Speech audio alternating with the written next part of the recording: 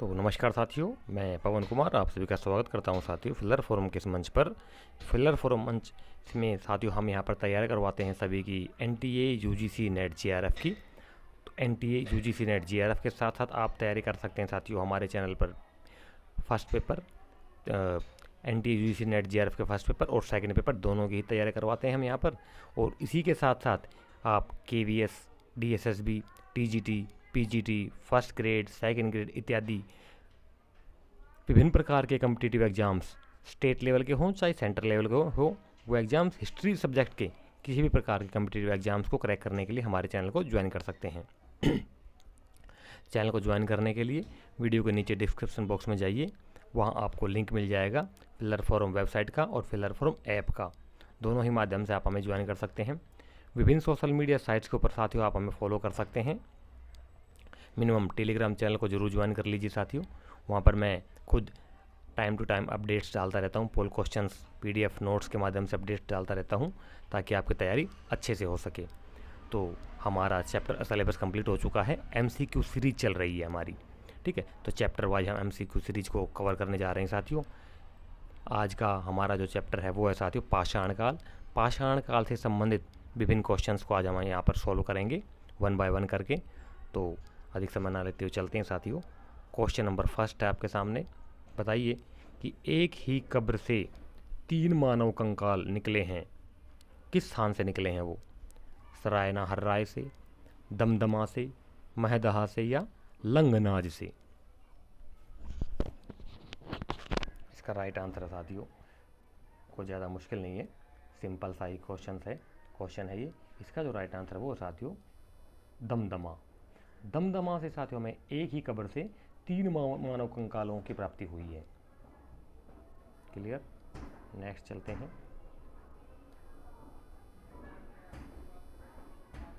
विंध्य क्षेत्र के किस शिलाश्रय से सर्वाधिक मानव कंकाल मिले हैं? विंध्य क्षेत्र के किस शिलाश्रय बोले तो पहाड़ी का स्थल जो है, जहाँ ऐसी पहाड़ी है जहाँ पर बड़ी बड़ी शिलाएँ मिलती हैं, बड़ी बड़ी चट्टानें मिलती हैं, वो पर्वत श्रेणी जो है उसमें से वहाँ पर सर्वाधिक मानव कंकाल मिले हैं हमें। तो कौन सी पहाड़ी है साथियों? मोरहना पहाड़, घघरिया, बगही खोर या लेखैया? तो कहाँ से मिलते हैं हमें सर्वाधिक से मानव कंकाल जो है?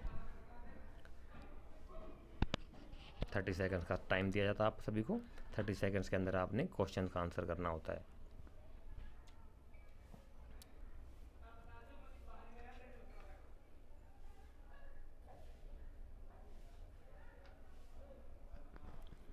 तो साथियों क्वेश्चन नंबर सेकंड का जो राइट आंसर है वो है साथियों ऑप्शन नंबर बी, घघरिया।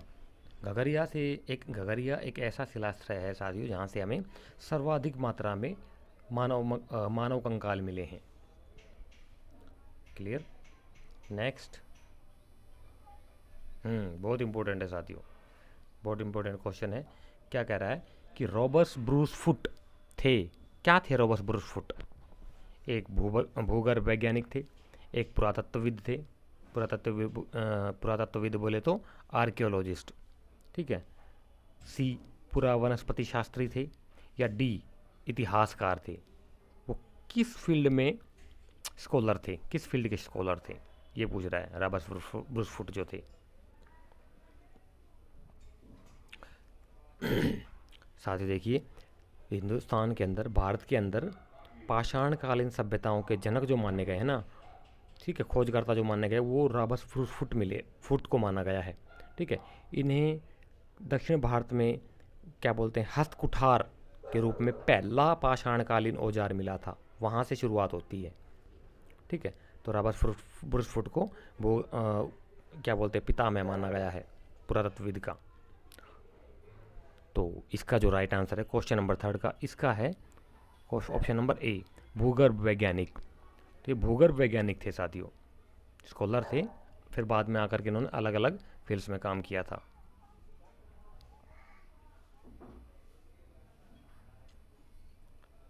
नेक्स्ट चलते हैं। क्वेश्चन नंबर 4 है कि कोपनहेगन संग्रहालय की सामग्री से कोपेनहेगन एक जगह का नाम है साथियों, फॉरेन में है ये। ठीक है, कोपेनहेगन संग्रहालय की सामग्री से पाषाण, कांस्य और लौह युग का त्रियुगीय विभाजन किसने किया था? वो कौन से स्कॉलर थे जिन्होंने कोपेनहेगन संग्रहालय की सामग्री में से अलग अलग डिवाइड कर दिया था, सामग्री के आधार पर काल निर्धारण किया था, पाषाण काल, कांस्य काल और लौह युग का निर्धारण किया था, 3 युगों में विभाजन कर दिया था। तो बताना आपने को कौन थे, थॉमसन, बी लुबाक, सी टेलर या डी चाइल्ड। इसका आपने राइट आंसर देना है यहाँ पर। देखते हैं कितने लोग दे पाते हैं। Question number 4।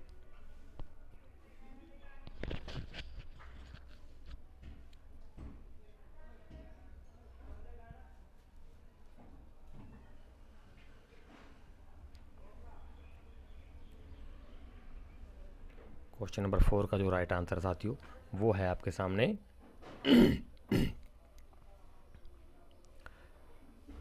Option number A, Thomson. Thomson वो पहले क्या बोलते हैं स्कॉलर थे साथियों जिन्होंने कोपेनहेगन संग्रहालय म्यूजियम की सामग्री में से जो इकट्ठा हो रखी थी, कोपेनहेगन संग्रहालय में म्यूजियम में सामग्री जो थी, ठीक है, पाषाणकालीन सामग्री जो थी उसको अलग अलग डिवाइड कर दिया था, काल निर्धारण किया था उसका, पाषाण काल में, कांस्य काल में और लौह युग में का त्रियुग विभाजन किया था, थॉमसन थे वो।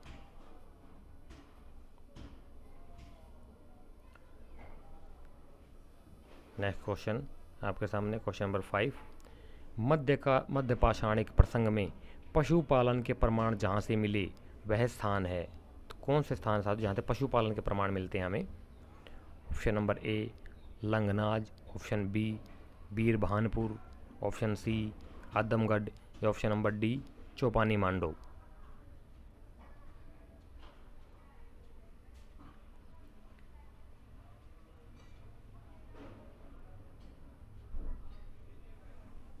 इसका राइट आंसर साथियों option number C Adamgarh. Adamgarh साल ये क्वेश्चन साथियों क्या है कि बार बार आ चुका, कई बार आ चुका, इससे पहले भी PYQ में आप देखोगे मिल जाएगा आपको। यहाँ पर थोड़ा ये ध्यान देना आपने कि कौन सा काल पूछा गया है, नवपाषाण काल, मध्य पाषाण काल या पूरा पाषाण काल। इसमें अलग अलग टाइम पे अलग अलग वो हो जाएंगे, कन्फ्यूजन करने के लिए होता है ये इसने, लेकिन यहाँ पर स्पेसिफाई कर दिया कि मध्य पाषाणिक प्रसंग में, मध्य पाषाण के बारे में, काल के बारे में पूछ रहा है कि मध्य पाषाणिक प्रसंग में पशुपालन के प्रमाण जहाँ से मिले वहाँ वह स्थान कौन सा है? लंगनाद से, मध्य पाषाणिक स्थल लंगनाद से हमें पशुपालन के प्रमाण मिलते हैं। क्लियर? नेक्स्ट क्वेश्चन, निम्नलिखित में से किस स्थल से हड्डी के उपकरण प्राप्त हुए? बहुत इंपॉर्टेंट है साथियों, कौन से स्थल से हड्डी के बने हुए उपकरण मिले हैं और हड्डी से बने हुए औजार मिले हैं, ये पूछा गया है। ऑप्शन है आपके सामने, option A Chopani Mando, option B Kakoria, option C Mahadaha, option D Sarai Nahar Rai. का राइट आंसर देना आपने, तो बताइए जरा क्या राइट आंसर है इसका।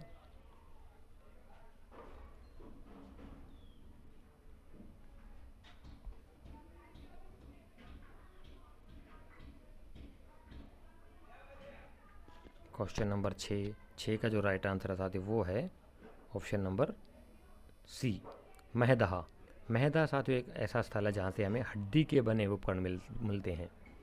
हड्डी से बनी हुई मातृ देवी की मूर्ति मिली है हमें महदहा से। क्लियर? नेक्स्ट क्वेश्चन, ये भी अच्छा क्वेश्चन है साथियों। उस स्थल का नाम बताइए जहाँ से प्राचीनतम स्थायी जीवन के प्रमाण मिले हैं। जहाँ से प्राचीनतम स्थायी जीवन के प्रमाण मिले हैं, मतलब फिक्स जो इकट्ठे लोग रहते थे, एक स्थान पर इकट्ठे लोग रहते थे, वो उसका प्राचीनतम प्रमाण कहाँ मिले हैं, वह स्थल, उस स्थल का नाम आपने बताना है। Option number A Dholavira, B Kili Gul Mohammad, सी कालीबंगा या डी मेहरगढ़। आसान क्वेश्चन है, इसमें कुछ है नहीं वैसे देखा जाए तो, लेकिन इम्पोर्टेंट क्वेश्चन है।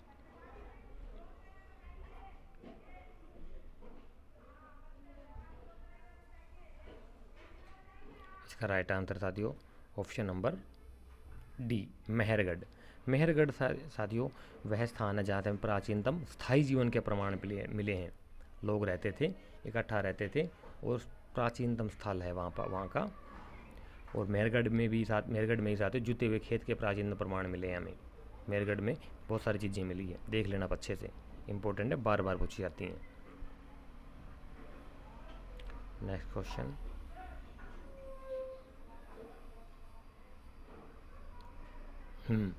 भारतीय उपमहाद्वीप में कृषि के प्राचीनतम साक्ष्य प्राप्त हुए हैं। इंपॉर्टेंट क्वेश्चन है कि भारतीय उपमहाद्वीप में कृषि के प्राचीनतम साक्ष्य जो है कौन से स्थल से प्राप्त हुए हैं। Option A Koldihwa, option B Lahuradewa, option C Mehrgarh या ऑप्शन डी टोंकवा से कहाँ से प्राप्त हुए हैं।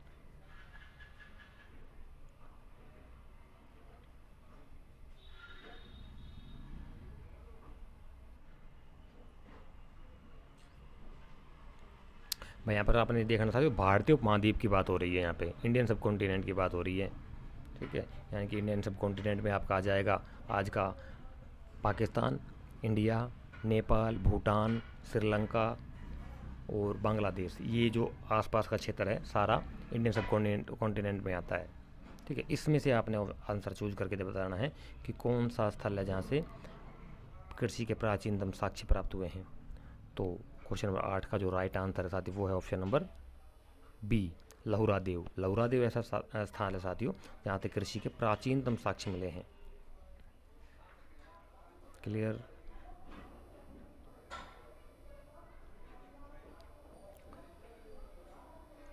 ऑप्शन नंबर 9, क्वेश्चन नंबर 9 आपके सामने कि निम्न में से किस एक पुरास्थल से पाषाण संस्कृति से लेकर हड़प्पा सभ्यता तक के सांस्कृतिक अवशेष प्राप्त हुए हैं।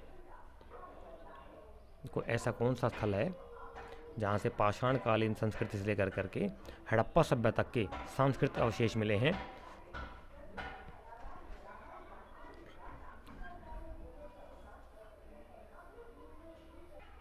तो जरा बताइए वो कौन सा स्थल है। Option A Amri, option B Mehrgarh, option C Kot Diji या option D Kalibangan.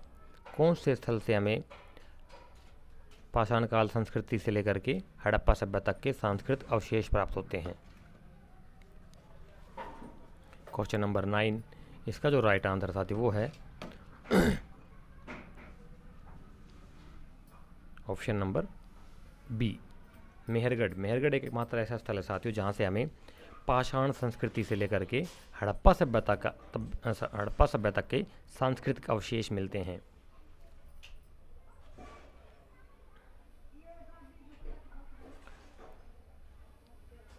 Question number 10 Bharat में निम्नलिखित में किस पाषाणिक स्थल को सर्वप्रथम सूचित किया गया। भारत में निम्नलिखित में से किस पाषाणिक स्थल को सबसे पहले सूचित किया गया था, सबसे पहले जो पाया गया था भारतीय सब कॉन्टिनेंट। तो बताइए साथियों कि भारत में निम्नलिखित में से किस नवपाषाणिक स्थल को सबसे पहले सूचित किया गया था। ऑप्शन ए कोल्डिहवा को, option B Chirand, option C Gufkral या option D Lingsugur.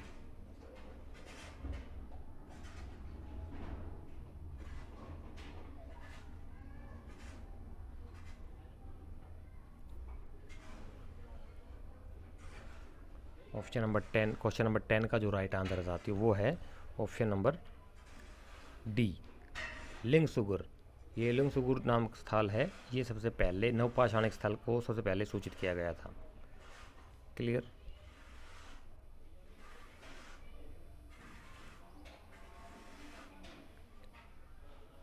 Question number 11 वृहद पाषाण स्मारकों की पहचान की गई है। वृहद स्मारकों की पहचान जो की गई है वो किससे की गई है साथियों। सन्यासी गुफाओं के रूप में, मृतक को दफनाने के स्थान के रूप में, मंदिर के रूप में या ऑप्शन नंबर डी उपयुक्त में से कोई नहीं। वृहद पाषाणिक कालीन जो स्मारक हैं बड़े बड़े, जहाँ पर बहुत बड़े बड़े विशालकाय पत्थर मिले हैं, वो जो स्मारक मोनूमेंट्स हैं उनको किस रूप में पहचाना गया है। वो सन्यासियों की गुफाएं थी, मृतकों को दफनाने के स्थल थे या मंदिरों के रूप में मंदिर थे, या इनमें से कोई नहीं, कुछ इसके इन तीनों ऑप्शंस के अलावा कुछ और था, उसका आंसर आपने देना है। बहुत ही सिंपल क्वेश्चन है, इसमें कुछ है नहीं खास। अगर आपने पढ़ा होगा तो आसानी के साथ दे सकते हो, जिसको ये भी नहीं पता ना तो उसके तो वो तो फिर भूल ही जाओ आगे का।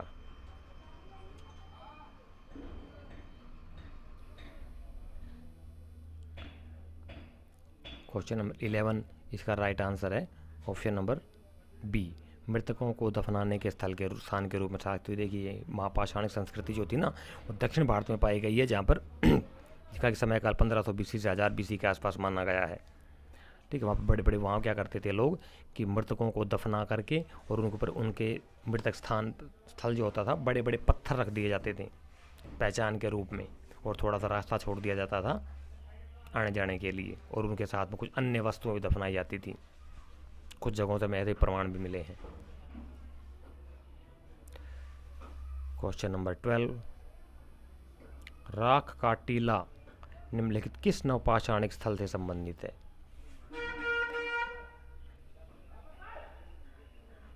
राख का टीला जो है निम्नलिखित में से किस नवपाषाणिक स्थल से संबंधित है? Option A Paiyampalli, option B Kupgal, option C Koldihwa, या ऑप्शन डी ब्रह्मगिरी। तो ज़रा बताइए साथियों, किससे संबंधित है वो राख का टीला जो है? राख का टीला कहाँ पर है?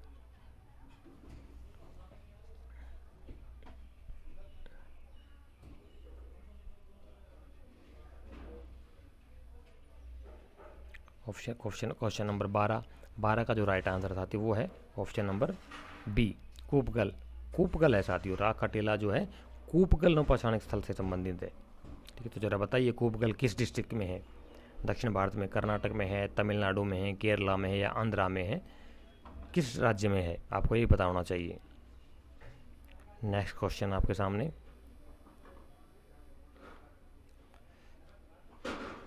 क्वेश्चन नंबर 13, भारत में किस शिलाश्रय से सर्वाधिक चित्र प्राप्त हुए? बहुत बार पूछा जा चुका क्वेश्चन है, बहुत आसान क्वेश्चन है, बहुत इंपॉर्टेंट क्वेश्चन है।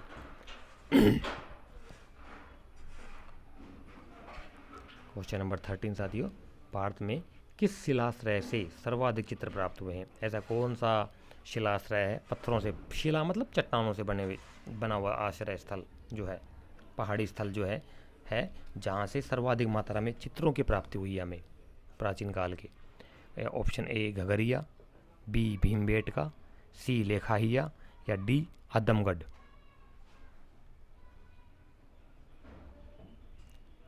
इसका आपने राइट आंसर देना है।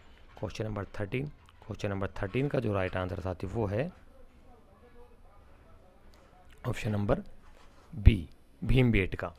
भीमबेटका में साथियों मानव निर्मित सबसे प्राचीनतम शैलाश्रय चित्रों की प्राप्ति हुई है।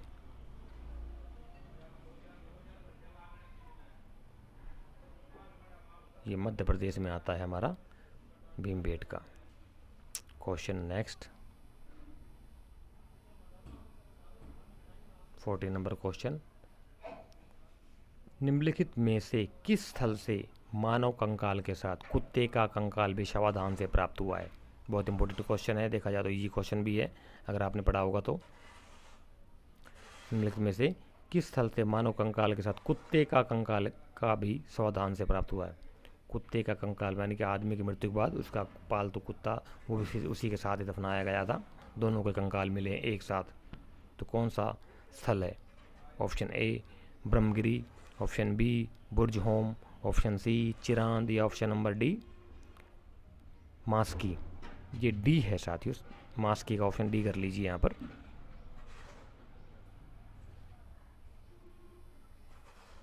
ऑप्शन डी है मास्की में। तो बताइए 14 नंबर क्वेश्चन का राइट आंसर क्या होगा साथियों? कौन से स्थल से में मानव कंकाल के साथ साथ कुत्ते का कंकाल भी मिला है? इसका राइट आंसर है ऑप्शन नंबर बी बुर्ज होम। बुर्ज होम साथियों जम्मू कश्मीर में एक स्थल है जहाँ से हमें मानव कंकाल के साथ साथ कुत्ते का कंकाल का भी शवाधान प्राप्त हुआ है। नेक्स्ट क्वेश्चन नंबर 15, निम्न पूर्व पाषाण युगीन सोहन संस्कृति की खोज की थी। हाँ, पूर्व पाषाण पूछा था, ध्यान दीजिए, समय काल का खास तौर से ध्यान रखिए। समय काल कौन सा पूछा गया, पूर्व पाषाण काल, मध्य पाषाण काल या नव पाषाण काल, ये तीनों का ही पता होना चाहिए आपको। कहता है कि निम्न पूर्व पाषाण युगीन सोहन संस्कृति की खोज किसने की थी। खोजकर्ता का नाम पूछा गया है। Option number A D.N. Wadia, option B V.D. Krishnaswamy, option C R.V. Joshi या ऑप्शन डी टेरा और पैटरसन। किस विद्वान ने निम्न पूर्व पाषाण युगीन सोहन संस्कृति की खोज की थी।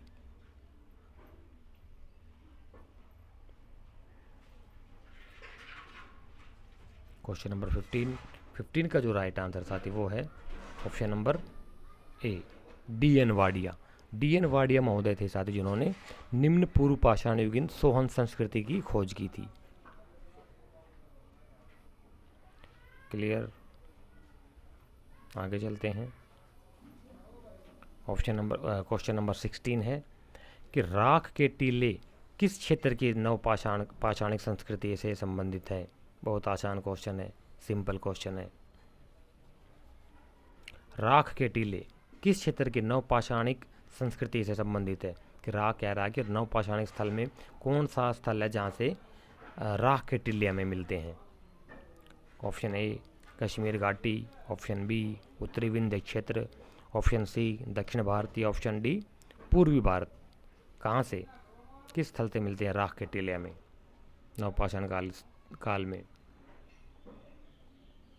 पहले तो आपको साथियों इन क्वेश्चन को सॉल्व करने के लिए कालखंड का विशेष रूप से ध्यान रखना चाहिए कि नवपाषाणिक काल का टाइम पीरियड क्या था, ठीक है, और उसके अंदर कौन से भारत के क्षेत्रों से क्या क्या घटनाएं घट रही थी, कौन कौन से क्षेत्र नवपाषाणकालीन स्थल कौन कौन से हैं, उनकी विशेषताएं क्या क्या है, ये सारी चीज़ें आपको पता होना चाहिए, तभी आप इन क्वेश्चन को सोल्व कर पाओगे। क्वेश्चन नंबर 16 का जो राइट आंसर साथी वो है ऑप्शन नंबर सी दक्षिण भारत। साउथ इंडिया में साथियों राख के टीले मिलते हैं, नवपाषाण कालीन स्थल के राख के टीले मिलते हैं हमें।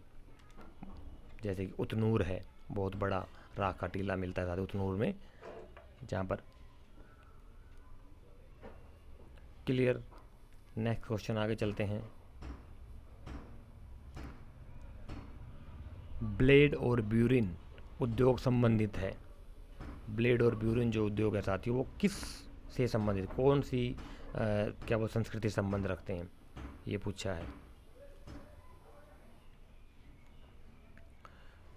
ऑप्शन नंबर ए है निम्न पूर्व पाषाण संस्कृति से, बी मध्य पूर्व पाषाण संस्कृति से, सी उच्च पूर्व पाषाण संस्कृति से, या ऑप्शन नंबर डी मध्य पाषाण संस्कृति से।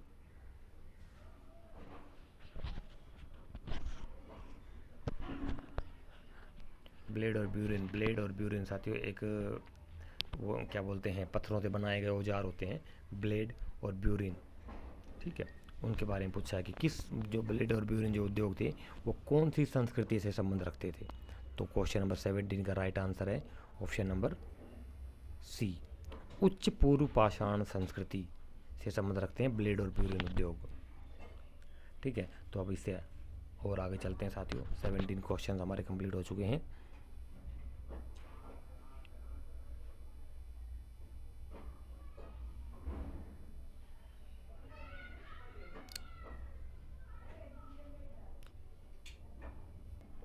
क्वेश्चन नंबर 18 साथियों, सिंहावल एक पुरा स्थल है। सिंहावल जो है पुरा स्थल किस संस्कृति से संबंध रखता है। ऑप्शन ए निम्न पूर्व पाषाण संस्कृति का, ऑप्शन बी मध्य पूर्व पाषाण संस्कृति का, ऑप्शन सी उच्च पूर्व पाषाण संस्कृति का, या ऑप्शन नंबर डी मध्य पाषाण संस्कृति का। किस संस्कृति से संबंध रखता है सिंहावल।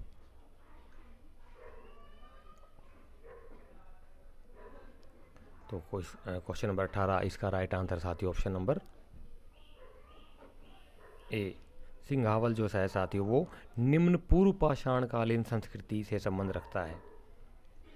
क्लियर, ये इसमें कुछ है नहीं एक्सप्लेनेशन में, ये तो फैक्चुअल क्वेश्चन है। ज़्यादातर ये सभ्यताओं से संबंधित जो क्वेश्चन आएंगे साथियों फैक्चुअल क्वेश्चन आएंगे आपके यहाँ से।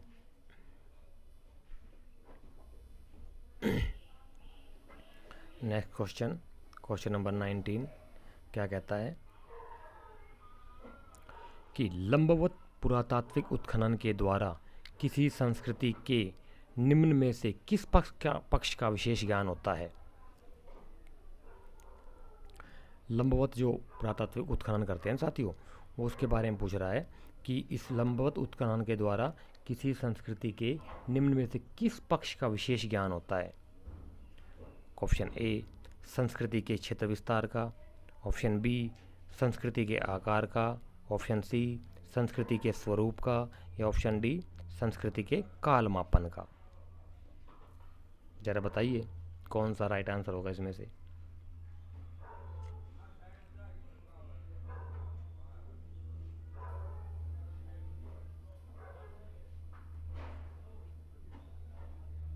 तो क्वेश्चन नंबर 19 का राइट आंसर साथियों ऑप्शन नंबर डी, संस्कृति के काल मापन का। देखिए साथियों क्या होता है कि लंबवत पुरातात्विक उत्खनन और एक लंबवत बोले तो वर्टिकल और एक होता है हॉरिजॉन्टल।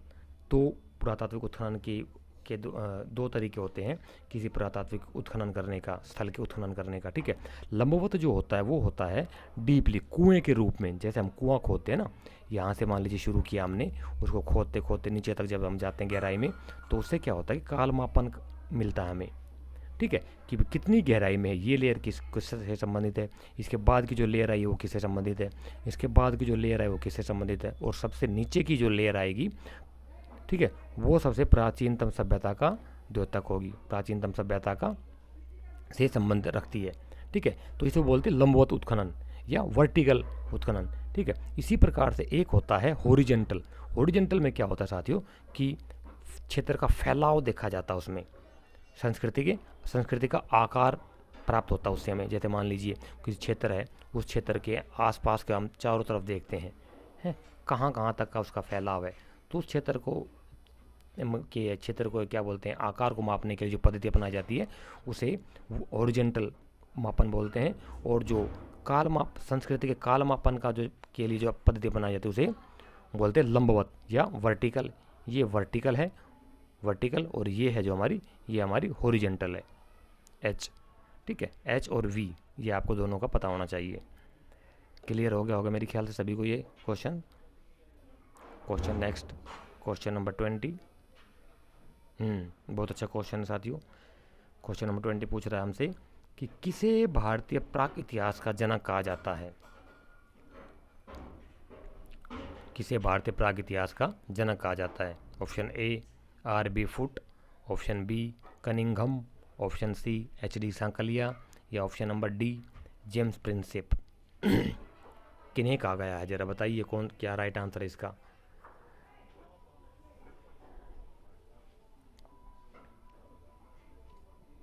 तो इसका जो राइट आंसर है साथियों क्वेश्चन नंबर बी का, बहुत आसान है, सभी ने दे दिया होगा, वो है आर.बी. फुट, यानी कि रॉबर्ट ब्रूस फुट।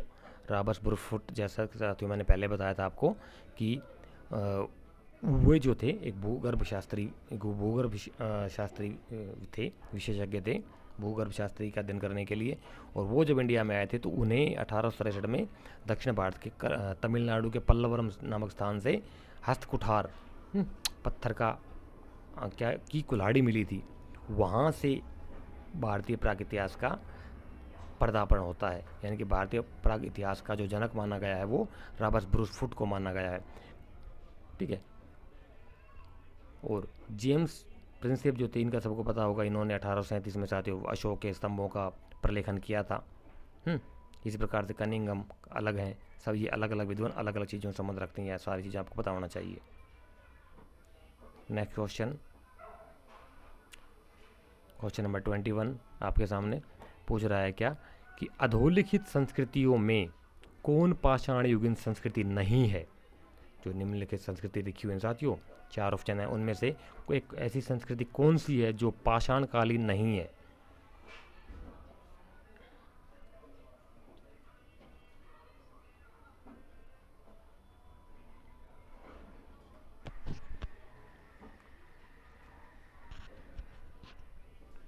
इसका जो राइट आंसर है साथियों वो है ऑप्शन नंबर ए सोहन संस्कृति। सोहन संस्कृति साथियों जो है पाषाण युगीन संस्कृति नहीं है। बाकी जो तीनों जो हैं ये संस्कृतियाँ, सोथी संस्कृति, मद्रासियन संस्कृति और विंध्य संस्कृति, ये तीनों ही पाषाण युगीन संस्कृतियाँ हैं। नेक्स्ट क्वेश्चन, शवाधान रीति का प्रारंभ हुआ। शवाधान रीति का कौन सी मानव जाति थी जिसने साथियों शवाधान है शवों को दफनाने का की प्रथा को प्रारंभ किया था, उसके बारे में पूछ रहे हैं। Option A Homo habilis, B Homo erectus, C Homo Neanderthal, या option number D Homo sapiens. Question number 22,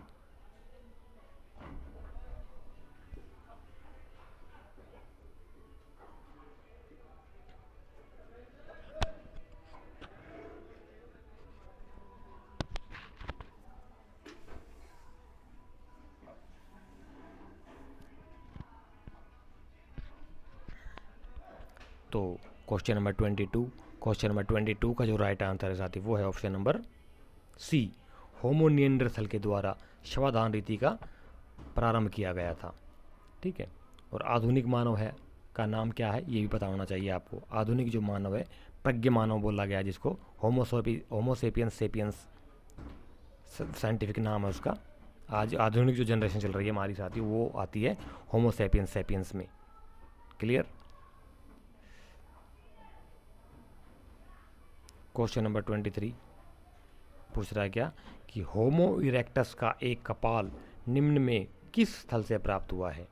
बहुत इंपॉर्टेंट क्वेश्चन है। क्या कहता है कि होमो इरेक्टस एक मानव प्रजाति जो है उसका एक कपाल मिला। कपाल बोलो तो स्कल, खोपड़ी, निम्न में से किस स्थान से प्राप्त हुआ है। ऑप्शन ए नर्मदा घाटी में हथनोरा, ऑप्शन बी नर्मदा घाटी में होशंगाबाद, ऑप्शन सी सोन घाटी में बाघोर, या ऑप्शन नंबर डी बेलन घाटी। ये बेलन घाटी और बोलन ये दो अलग अलग चीज़ें हैं साथी, इनमें कन्फ्यूज मत होइए। बेलन घाटी अलग है और बोलन जो स्थल है वो अलग है। बेलन और बोलन दोनों में फ़र्क है, मिलते जुलते नाम है, एक ही नाम में कन्फ्यूज मत होया करिए। अगर आपने डीप स्टडी की है तो आप समझ जाओगे, अदरवाइज आप कन्फ्यूज रहोगे। क्वेश्चन नंबर 23 का राइट आंसर बताइए कि होमो इरेक्टस प्रजाति का एक मानव कपाल या खोपड़ी ह्यूमन स्कल कहाँ से मिला है। क्वेश्चन नंबर 23 का राइट आंसर है साथियों ऑप्शन नंबर ए, नर्मदा घाटी में हथनोरा नामक स्थल से मिला है। नर्मदा घाटी में हथनोरा नामक स्थल से होमो इरेक्टस का एक कपाल मिला है, एक स्कल मिला है, खोपड़ी मिली है। क्लियर। आगे देखते हैं नेक्स्ट क्वेश्चन नंबर 24 पूछ रहा हमसे कि मध्य पाषाणिक संदर्भ में वन्य धान का प्रमाण कहाँ से मिला है। वन्य धान बोले तो जंगली धान, चावल जो है, जंगली चावल की खेती का प्रमाण कहाँ से मिला है। जंगली चावल के दाने कहाँ से मिले। धान या चावल एक ही बात है। छिलका जब होता है साथियों बीज के ऊपर धान पे तो धान बोला जाता है, और छिलका साफ़ करके जो छिलका उतार करके जब धान को साफ़ कर लिया जाता है तो वो हमारे सामने चावल के रूप में आता है। तो धान और चावल में यही फ़र्क होता है। छिलका जब तक ना उतरेगा वो धान कहलाएगा, क्योंकि उसका छिलका बहुत कठोर होता है उसके बीज को बचाने के लिए छिलका, प्रकृति ने उसको ऐसा स्वरूप दिया है। और जब छिलका उतर जाता है तो बीज के रूप में जो बाहर आता है सफ़ेद चावल, वो जब उसे चावल कहते हैं। चावल और धान में यही फ़र्क होता है बस खाली। क्वेश्चन नंबर 24 कहाँ से मिला है वन्य धान का प्रमाण। चौपानी मांडो, सरायना हर्राय, लंगनाज और लेखैया। क्वेश्चन राइट का आंसर बताइए साथियों कौन सा इसमें। क्वेश्चन नंबर 24 का जो राइट आंसर है वो है ऑप्शन नंबर ए, चौपानी मांडो। चौपानी मांडो साथियों हमें ये देखिए इसमें मध्य पाषाणिक पूछा है साथियों, ध्यान दीजिए। इसमें कई बार पूरा पाषाणिक में पूछ लेता है, मध्य पाषाणिक पूछता है और नव पाषाण भी पूछता है। ठीक है, तो यहाँ कालखंड का विशेष रूप से ध्यान रखना आपने कि यहाँ पे मध्य पाषाणिक पूछा है, मध्य पाषाणिक संदर्भ में। तो मध्य पाषाणिक संदर्भ में वन्य धान का जो प्रमाण मिला था वो मिला था चौपानी मांडो से। नेक्स्ट चलते हैं आगे। क्वेश्चन नंबर 25 जो है वो है क्या कहता है हमसे कि संघावो गुफा पुरा स्थल है। संगावो जो गुफा स्थल है वो साथियों किस काल से संबंध रखता है? निम्न पुरा पाषाण काल, मध्य पुरा पाषाण काल, नव पाषाण काल या ताम्र पाषाण काल? कौन से स्थल से संबंध रखता है?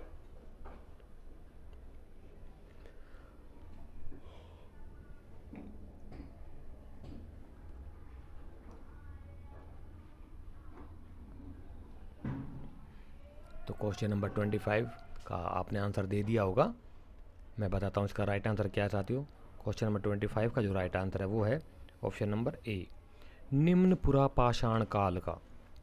तो संगावो जो गुफा पुरा स्थल है वो निम्न पुरा पाषाण कालीन स्थल है। ये फैक्चुअल क्वेश्चन है, इसमें कुछ है नहीं ऐसा एक्सप्लेनेशन करने वाला। क्वेश्चन नंबर 26 बहुत इंपॉर्टेंट क्वेश्चन है। निम्नलिखित में से किस स्थान पर नवपाषाण स्तर पर गेहूं एवं जौ की खेती के सर्वप्रथम प्रमाण मिलते हैं? निम्न में से किस स्थान पर नवपाषाण स्तर पूछा गया था? ध्यान दीजिए साथियों, नवपाषाण काल की बात हो रही है यहाँ पे। गेहूं एवं जौ की खेती के सर्वप्रथम प्रमाण मिलते हैं, तो कहाँ से मिलते हैं? रंगपुर से, लोथल से, मेहरगढ़ से या कोल्डीवा से?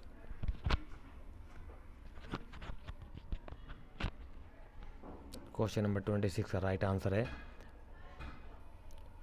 क्वेश्चन नंबर 26 का right answer option number C, Mehrgarh से साथियों। गेहूं और जौ के जो सबसे पहले खेती के जो प्रमाण मिलते हैं ना, वो मिलते हैं हमें मेहरगढ़ से। हालांकि इसमें अभी थोड़ा अपडेट हो गया है, कोल्डीवा कुछ जगहों पर कोल्डीवा मिलेगा, कुछ जगहों पर मेहरगढ़ मिलेगा, लेकिन चावल के बारे में है वो। यहाँ पर गेहूं और जौ के बारे में पूछा गया है। क्वेश्चन नंबर 27, निम्नलिखित में से किस स्थान पर पशु कब्रगाह पाए गए थे? पशुओं की कब्रगाह साथियों कहाँ पाई गई है? 27 option number A Gufkral, option B Kanispur, option C Kasimbagh या ऑप्शन नंबर डी बुर्ज-होम। ये साथियों बुर्ज-होम और गुफकराल जो दो हैं ना साथियों, ये दोनों ही जो संबंध रखते हैं वो हैं कश्मीर से संबंध रखते हैं, गुफकराल और बुर्ज-होम।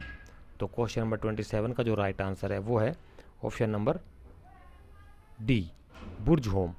बुर्ज-होम साथियों जम्मू कश्मीर का एक पूरा स्थल है जहाँ से हमें पशुओं की कब्रगाह मिली है।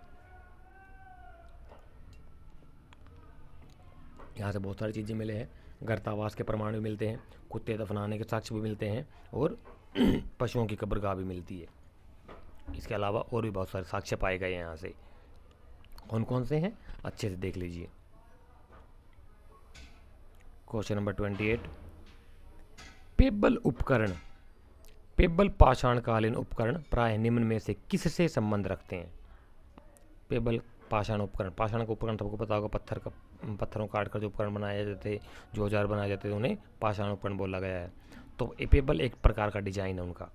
पेब्बल पाषाण उपकरण प्राय निम्न में से किससे संबंध रखते हैं? ऑप्शन ए निम्न पुरा पाषाण काल, ऑप्शन बी मध्य पुरा पाषाण काल, ऑप्शन सी उच्च पुरा पाषाण काल या ऑप्शन नंबर डी नव पाषाण काल। किससे संबंध रखते हैं?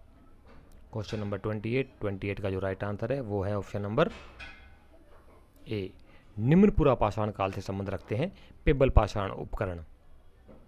क्लियर, फैक्चुअल क्वेश्चन है। ये आ गया क्वेश्चन, इंपॉर्टेंट है साथियों। क्या कहता है कि बेलन घाटी से प्राप्त हड्डी की मातृ देवी की मूर्ति किस सांस्कृतिक धरातल से संबंधित है? बेलन घाटी से प्राप्त हड्डी की मातृ देवी की मूर्ति जो मिली हमें, वो कौन सी संस्कृति से संबंध रखती है?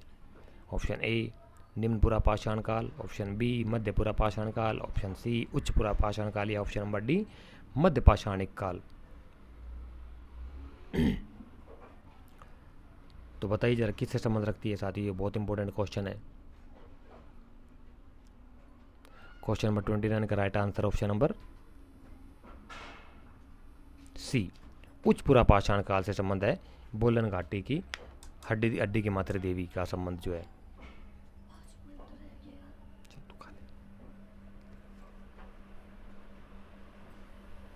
क्वेश्चन नंबर 30, उत्खनित स्थल लहुरा देव निम्न में से किस जनपद में स्थित है?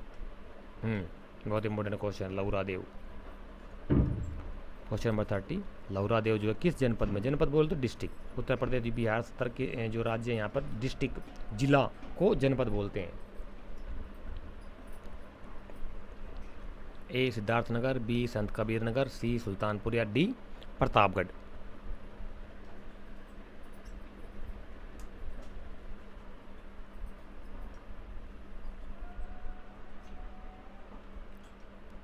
तो क्वेश्चन नंबर 30 का जो राइट आंसर है वो है साथी ऑप्शन नंबर बी, संत कबीर नगर। उत्तर प्रदेश के संत कबीर नगर को में लौरादेव नामक स्थल है। क्लियर। ऑप्शन क्वेश्चन नंबर 31, नागरी नामक पुरास्थल किस नदी के तट पर है? बनास, बेराज, गंभीरी या लूनी। किस नदी के किनारे स्थित है नागरी नामक स्थल जो है? क्वेश्चन नंबर 31 का राइट आंसर साथी ऑप्शन नंबर बी, बेराज। क्वेश्चन नंबर नेक्स्ट 32, और ये आज का हमारा अंतिम क्वेश्चन, लास्ट क्वेश्चन साथियों, कि लघु पाषाण उपकरण अधोलेख किस संस्कृति के प्रमुख उद्योग हैं?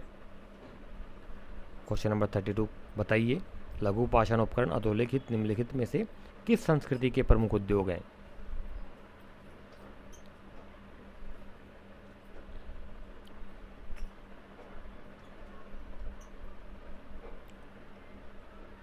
तो क्वेश्चन नंबर 32 का राइट आंसर साथियों ऑप्शन नंबर डी, मध्य पाषाणिक संस्कृति से संबंध रखते हैं लघु पाषाण उपकरण। ठीक है, तो जो का प्रमुख उद्योग था वो मध्य पाषाणिक संस्कृति से संबंध रखते हैं। तो ये थे साथियों आज के हमारे 32 क्वेश्चंस। तो जरा सभी साथियों आंसर दीजिए कमेंट बॉक्स में कि टोटल 32 क्वेश्चंस में से आपके किस स्टूडेंट के कितने क्वेश्चन ठीक हुए हैं, ताकि इससे आपको पता लगेगा और मुझे भी पता लगेगा कि स्टूडेंट की कितनी तैयारी है और आप लोग कितने पानी में हो। उसी के अकॉर्डिंग रिजल्ट आएंगे साथियों। यहाँ से पानी से कुछ फ़र्क नहीं पड़ना है, वो आपको पता है। अभी भी समय है अपने पास, अभी तक हालांकि कोई भी अपडेट्स नहीं आई एग्ज़ाम की डेट को लेकर के, कोई अपडेट नहीं आई ऑफिशियल। ठीक है, तो जब तक कोई भी अपडेट नहीं आती हम कुछ नहीं कह सकते कि एग्ज़ाम कब होंगे कब नहीं होंगे। जब भी होंगे आप अपनी तैयारी को अच्छे से कर लीजिए। तो इस आज की वीडियो को समाप्त करते हैं साथियों। नेक्स्ट वीडियो में फिर दोबारा मुलाकात होगी आपके साथ नए क्वेश्चंस के साथ में। जब तक आप अपनी तैयारी को स्ट्रॉन्गफुली बनाए रखिए। आप सभी का thank you so much, best wishes, good luck and best wishes आप सभी को। जय हिंद और जय Bharat. Thank you so much.